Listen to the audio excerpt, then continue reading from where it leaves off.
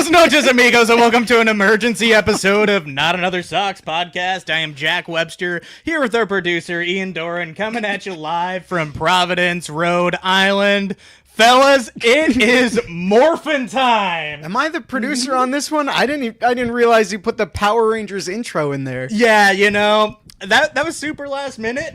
You know what? I Great snuck one in idea. there. I'm Thank you. so proud of you. Good. I didn't know how you would react. I was hoping like this. Yes, Yeah. yes, with a hearty laugh, caught by total surprise, as I was earlier today. Why are we hosting an emergency episode? Yeah, long time no see. Yeah. After last night's episode, this one might be a little bit different. Because, we can still scream. Yeah, we can still scream but we actually did something. We signed a player for the first time all off season. Yeah, and my hot dog money. money. And a good one. And a good one. Is he that good? Yes. Yes. Yeah. Okay, what happened? Yes, Seth Martinez, minor league deal. We got our guy. Okay, yeah. Hold on. I'm going to pause you before you get to the real info because at Christy Lala in the chat, what the fuck did I just tune into? She's got a good point. What did she tune into? She tuned into Ranger Suarez signing with the Boston Red Sox. Yeah, let's go. Welcome to another episode of Power Rangers on Disney Plus. So Ranger Suarez to Boston. I couldn't fucking, when I saw the trade rumors thing on my phone, I was like, no, really? Yeah. No, really? And then I pulled it up. They were like, yeah, 5 years, 130. I'm like, the Red Sox, right? The Boston Red Sox. Trade rumors. It's like, yes, Ian, the Red Sox. This is my favorite signing this whole offseason. Yeah, it's hard to say anything else. Obviously, you know, we did what we needed to do. We stopped trading prospects for every guy that we needed, and we just spent the money. So that we should have been doing this all along. Glad we did it now. Obviously makes the team a whole lot better. We'll get into everything here. But, you know, I think I even mentioned last night, like, I'm just fine with the super rotation at this point, and that's what we have now. Mm-hmm. Do you think the best rotation in the AL East / in baseball? I think certainly in the whole American League, yeah. I do think so. The only other rotation that you can argue is the Dodgers, and, you know, they get hurt a lot, too. Like, Blake Snell, Tyler Glass now, like, even Ohtani's still returning from TJ, so there's a lot of injury concern in that rotation. Whereas ours, you know, we have a lot of the top guys now. You have the ace in Garrett Crochet. You have the number 2 in Ranger Suarez, and he is a certified number 2. So I'm gonna pause you right there because that was my next question. Is Suarez the number 2, especially with the acquisitions of Sonny Gray in the offseason? Brian Bayo has performed really well. Johan Oviedo has some really good things hiding under the hood. Is Suarez the number 2? I think so, yeah. Even in front of Gray, I would argue, and that you know how big I was on that. Mm-hmm. But this is a guy where, you know, he has only been starting for a few years now, and there has been some injuries, which we'll get into as well, but he performs. This guy just gets all the results. He's not, you know, if you actually just watch him, he doesn't seem like he would be overwhelming or have the numbers that he does, but he always makes it work. It's not only just like the surface level ERA and wins and that type of stuff, but he has a really good fit because, you know, strikes out guys, doesn't walk a lot, barely gives up any home runs. So this is a guy that you can just put in your rotation behind Garrett Crochet, not only for the regular season, but for the postseason, and feel very good about it. Yeah. How dirty do you feel knowing your rotation looks like Crochet, Suarez, Sonny Gray, Brian Bayo, Johan Oviedo, and the guys waiting to back them up are Peyton Tolley, Cutter Crawford, Connolly Early, Kyle Harrison, Tanner Houck. Well, not Tanner Houck this year, but Patrick Sandoval, maybe. He exists. But anyways. True. Yeah, and that's also, you know, why I think it's a better rotation than the Dodgers. It's so deep.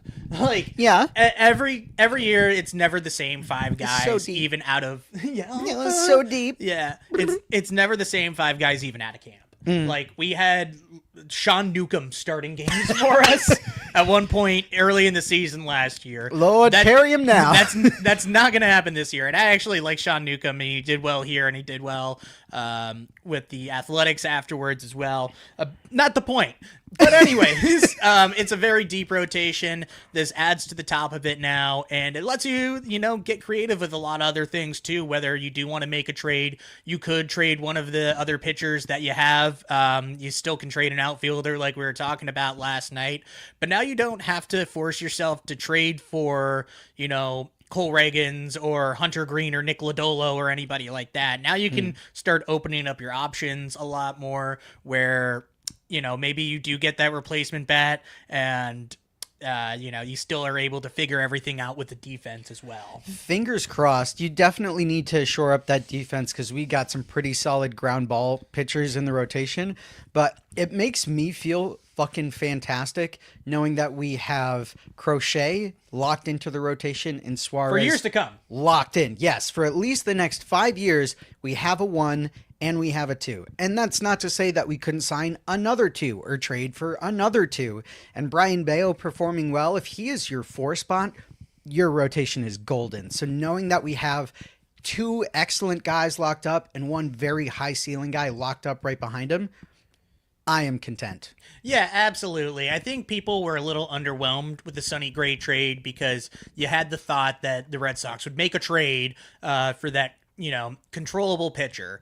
And it turns out you can just spend money to do that sometimes. What? It turns out, like, John Henry's a billionaire. And It turns out that, you have all these other great contracts under the books right now. So you have that flexibility to, just pay somebody. So it's what we needed to do all offseason here. You couldn't just keep making trades and only sign a lefty reliever. You did need to empty out your pockets, whether that was for, a Ranger Suarez or even still maybe a Bo Bichette. But, out of the pitchers that were out there in the free agent market, this one made the most sense for the Red Sox easily. And of the free agent pitchers is my favorite of the free agent pitchers. Easily. Like if they're getting upset about clubhouse guys, that you kind of cross off Framber Valdez, despite he's really good. I still would have been interested if we if we ended up with Framber Valdez. I would have still been very happy. I think so too, but I think personally I like the Suarez move more than Valdez. Easily. Zach Gallen, a guy I've been crazy about. I think Suarez makes way more sense. Gallen has had some pretty bad downs in the last couple of years.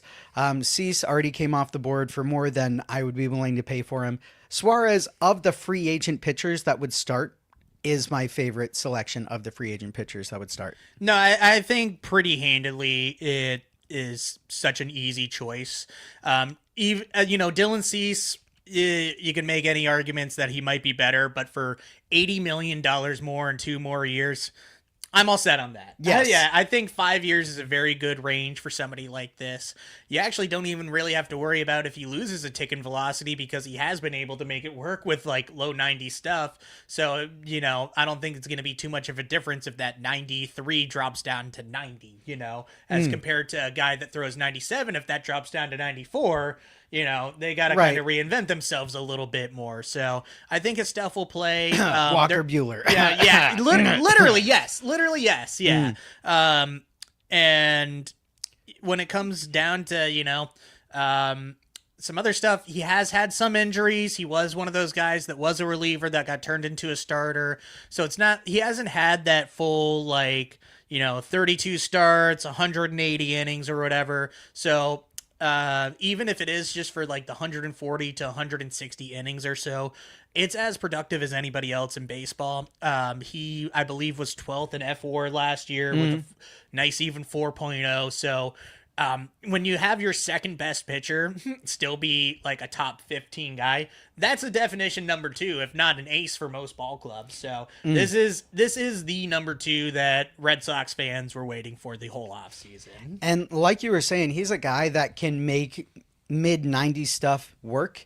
I was looking at some of his stuff plus his different pitch types and how they're working, and his stuff plus on all of his off-speed stuff, especially last year, was fantastic. Was absolutely fantastic. The slider last year had like a 119 stuff plus from what I remember. Curveball produced, I think, 6.5 F4 as a pitch.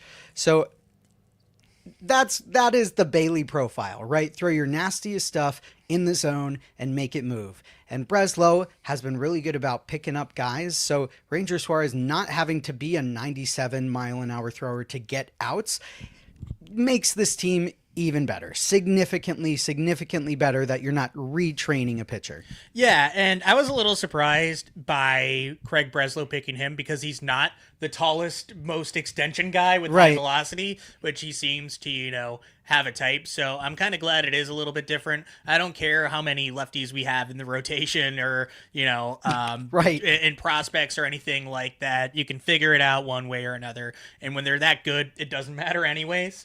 So I am, obviously still upset about Alex Bregman. Yep. Still would have preferred that even. Yep. We obviously talked about that all last night, but in terms of a pivot, like Craig Breslow heard that like presidential fitness pacer exam and like he's like, shit, I gotta go. And you know what? He did respond pretty quickly. He didn't let just other opportunities slip away, so you can't fuck up twice. You can't. Yeah, so glad he didn't fuck up the second option that he had, and this clearly was his second option. Clearly, yeah, with such an immediate pivot and having, as far as I'm aware, no real connection to Suarez up until this point, except maybe preliminary conversations. This was clearly his pivot because we didn't know anything about it up until yesterday, right? Or up until today, really. But yesterday, when fans are going off about why they're not re-signing Bregman, this is very clearly the pivot. Yeah, and wins above replacement are still wins above replacement at the end of the day. Wins it's not everything, but this is still production that you're going to get out of the top of the rotation here. And you're going to, you're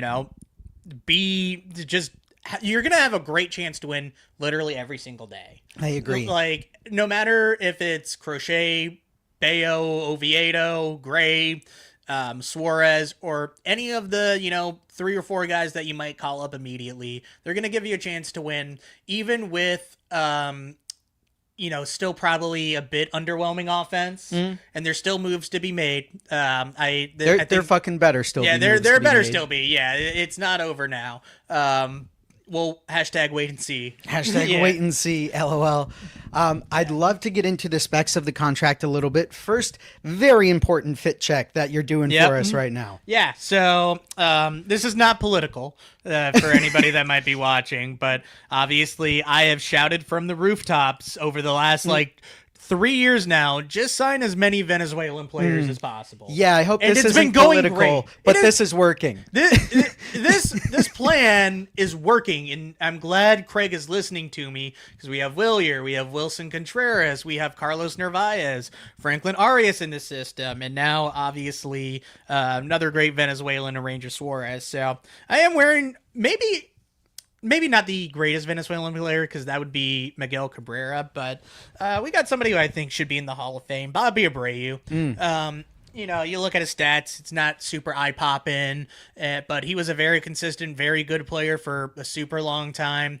I understand kind of both sides of the Hall of Fame case, but I would vote him in. So, Any reason you think they are compiling Venezuelan players? Because they're good. How it's just working out. Honestly, it's obviously not intentional, but but it just goes to show that good country produced baseball. Not to be political, but I like the way Venezuelan players play baseball. I do, yeah, brave.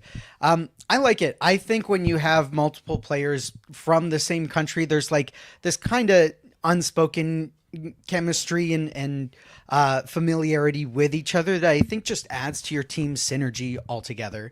So I think whether he was Venezuelan or not didn't make a huge difference in why they signed him, but I think it's going to help him gel with the other very well-known, very likable Venezuelan players on this team. So Venezuela. I said it a bunch of times. I'll say it again. Venezuela. Yeah. And, apart from Alex Cora, he is a veteran Hispanic player in that clubhouse, which apart from, Aroldis Chapman last year and Rafael Devers, I guess, we have kind of been lacking. So I think he'll be a good mentor for some of our pitchers in the system, especially during spring training and everything too. So this is a good guy to, have in your clubhouse. Never heard a bad thing about him, on or off the field, really. He was a very underrated type of person. So I think it's a good fit all around. Let's take hold on. Quick question. Christy says, Jack spoke Spanish to Narv on Saturday. Yeah, I did say gracias once he signed the NAS pin. So yeah.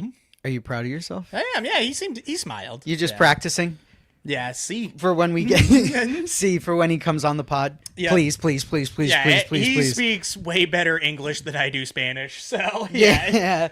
You wouldn't want to try. We'd have to get Santi on for that one to help us out. Yeah, I don't want to use him just like as our token Spanish speaker, but yeah, that one we might need a little help on. Our wait and see SI. Yeah. I don't have the pin on me right now, so. Yeah. Well, he's watching from above. Yeah. Upstairs. I don't know. Wherever he is. The specs of the contract itself. So this will be Ranger Suarez's age 30 season. You have him locked up for 5 years at about $26 million a year. From what I understand, there are some deferrals in there. No. There are no deferrals. Wow. No deferrals. Cash in hand. Yep. Awesome. Did they give him any opt-outs? Nope. Wow. So 5 years, $26 million locked up. Yep. No trade either. So, yeah.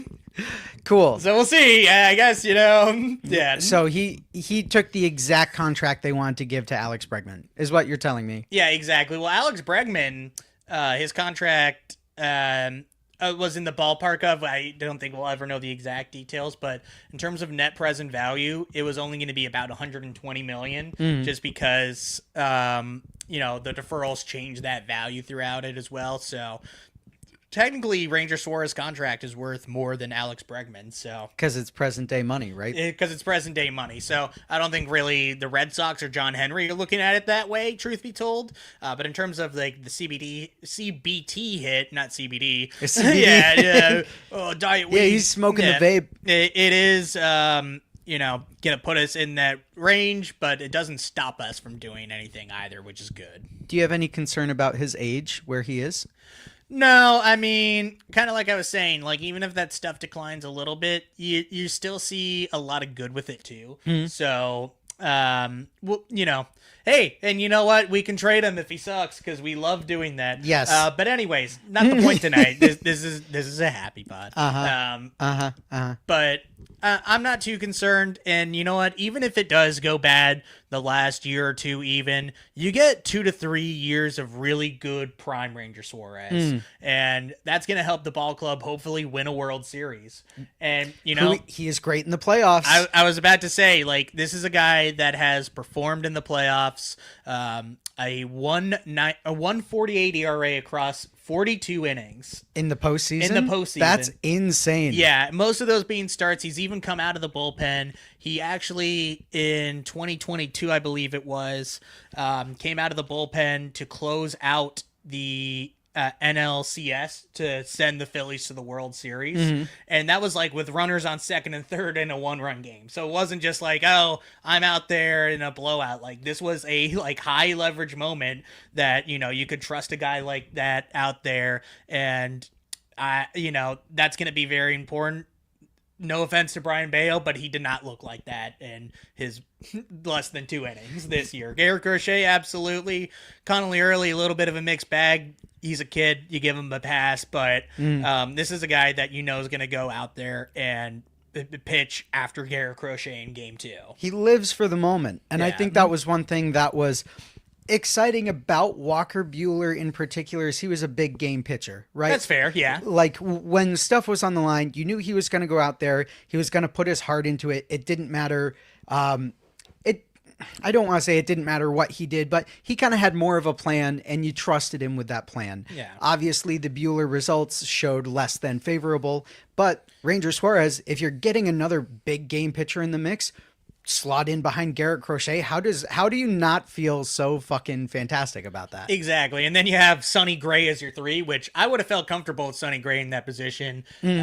Pitching Game 2 of a wild card, or hopefully ALDS, or hopefully World Series, right? But this is somebody that I feel full confidence in for the next few years, especially this season. That's all that really even matters. Like if you can win this year, and we'll see what happens with baseball after that, even. But you have that confidence in order to do it. So here is the $130 million question. Up until now, we have been relatively unhappy with how Breslow is navigating free agency, free agents, re-signing Alex Bregman, putting the team together. The $130 million question, does this redeem some of the lacklusterness we have seen from him? Yeah, I mean, better late than never, obviously. Sure. Even entering last night, I put out a Twitter poll there asking if the Red Sox would win or lose more ball games in the previous year. And obviously, I think, same amount too. Yeah, or same amount. Well. And I was going to say, obviously, less was the more popular answer just because we lost, Alex Bregman recently, but there's still a lot of reason to believe this club is actually going to be better than last year. And I was in the boat of, we're kind of be about the same as like fringe wild card, probably eliminated in the ALDS at best. But now this really does bump up the, ceiling of the team where you are better than last year now. And there's still obviously room for improvement too. But now I think you actually have a very strong chance of winning the division again. Maybe getting that first round bye, which obviously helped out the Blue Jays, kind of reset and, have a strong showing against the Yankees. So I think, with another move or two, this offseason could be fully redeemed, even with the shit show of losing Devers and Alex Bregman. It's going to, still be in that middle ground, but you see the opportunity there. You're back in the driver's seat, at least, where you can help control your own fate a little bit, where it felt like, we're in a tailspin the last few days of like, you slip on black ice and all of a sudden you're spinning out and you don't know like what direction you're in. But now you kind of got a hold of the steering wheel and, are back on the road. So you feel like because we pulled a winning ticket for the Suarez sweepstakes that you at least right the ship? Yeah, no, it's still not the ideal offseason. It never is, Is it the ideal Suarez? It is the ideal Suarez. Out of the Suarezians out there, this was, easily the best out of Eugenio and Robert was the Robert one, right? Suarez. Yeah, I think went back to San Diego. So this is, a true big name out there. This is a true major free agent signing. This was a guy on multiple radars. This is a big free agent. You want a lot for him. So last night when we had our good friend Hogdale on, which our listeners go listen to that episode. Everyone loves Hogdale. Everything in that episode is still relevant, by the way. I would agree. I would 100% agree. I do not take back anything that I said last night. No, I would almost double down on it, knowing that the Ranger Suarez move doesn't cover up how much fucking up he did going into last night. So anyway, go listen to that because we love Hogdale. At the end of last night's episode, we had you rate the current off season on a pitch count. You rated it a 0-3 if we had already struck out, but if we're still up to bat, it was an 0-2 count. 2 strikes, 1 more swing where you miss the ball, you get yourself out, and you're not a contender. Yeah. Do you still feel like Breslow and the Red Sox are in an 0-2 pitch count? No, you did battle back a little bit here. You fouled some off. You had some nice takes. So I think it's a 2-2 count now. Okay. So you're not out of the woods yet. There's still...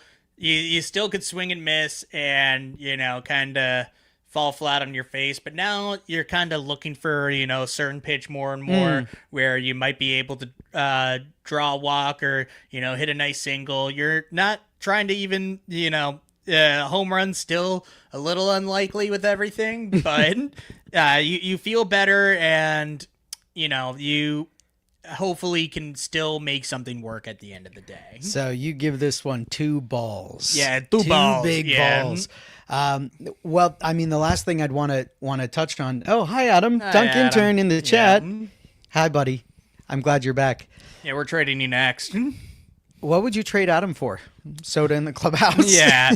Duncan in the clubhouse? I think everybody's big, takeaway is like, fuck it. Like, let's just overpay for Ketel Marte. Right. Like, I know they said they weren't gonna, but now, if you do include, a Connolly Early or Payne Tully in there, it's not gonna hurt you as much. You want to split them up after those beautiful black and white photos they released to us? So you obviously have to get creative. Maybe they do want Duran or Abreu, given that they do have Corbin Carroll out in right field there.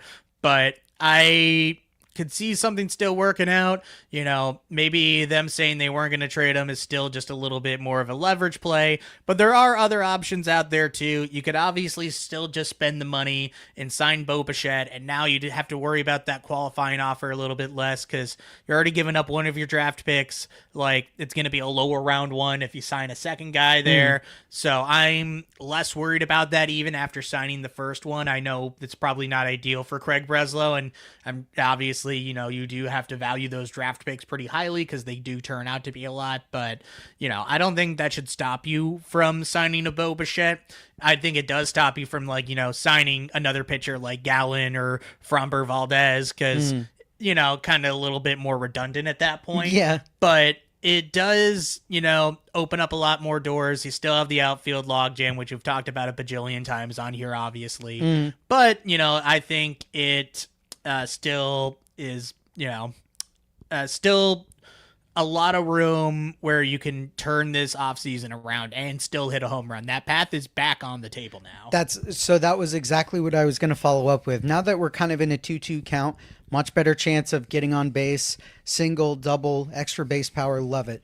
Is there a version of this offseason that you think could still turn into a home run, and what is that? Yeah, I mean, that's Bo Bichette or Ketel Marte. Sure. You need to get somebody that's going to be a strong right-handed batter. Ketel's switch hitter, but that doesn't matter. That's going to play you good defense, too, because now that infield defense is even more important than ever. So, honestly, you could switch, Trevor Story, Marcelo Meyer from short to second, or flip-flop them, and probably improve your defense just through that. So, as much as I would love a Eugenio Suarez, the defense does, surprise me some, or sorry, not surprise me, concerns me, yeah.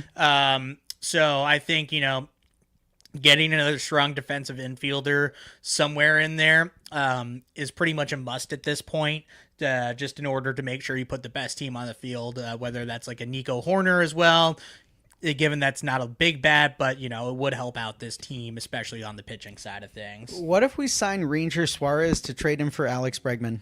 You can't trade players that you just signed, so, yeah. Is that a rule? That is a rule. Oh. Yeah. It would be really funny, though. Yeah, well, yeah, it'd be really funny. Alex but you have to wait till June 15th, I believe, is the day. And same thing with a qualifying offer. If you offer somebody a qualifying offer, that's essentially, the same thing as signing them in free agency, where, like, let's say we, gave Lucas Giolito that qualifying offer and he accepted, we wouldn't be able to do anything about that. Really glad we didn't. The Yankees can't do anything about Trent Grisham.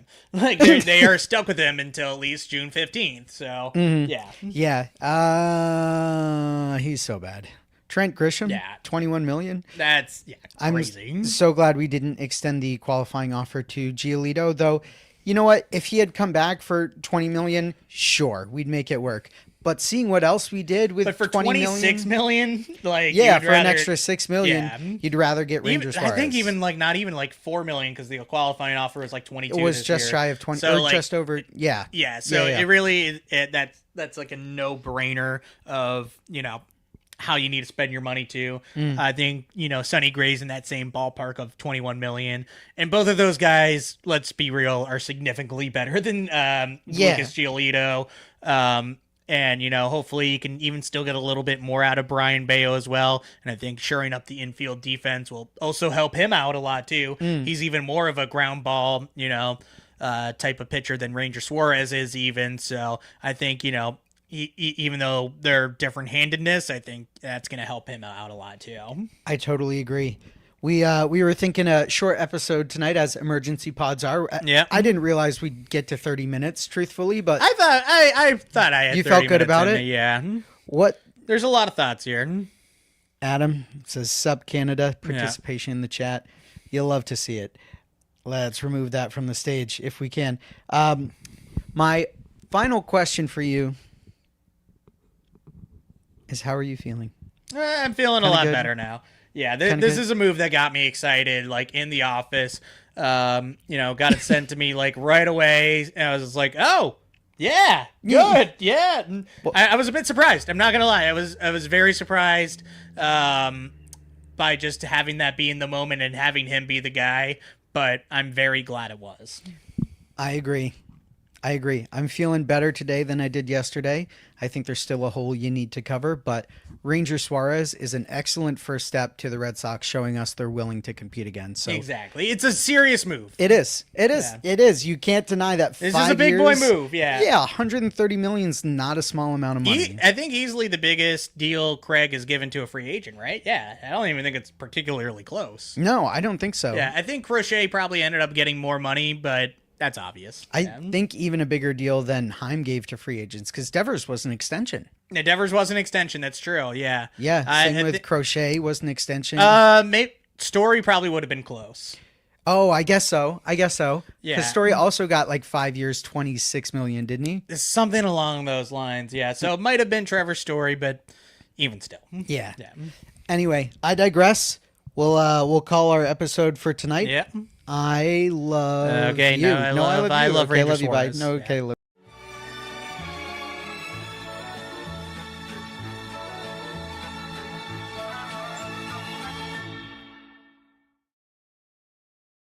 Go, go, Power Rangers!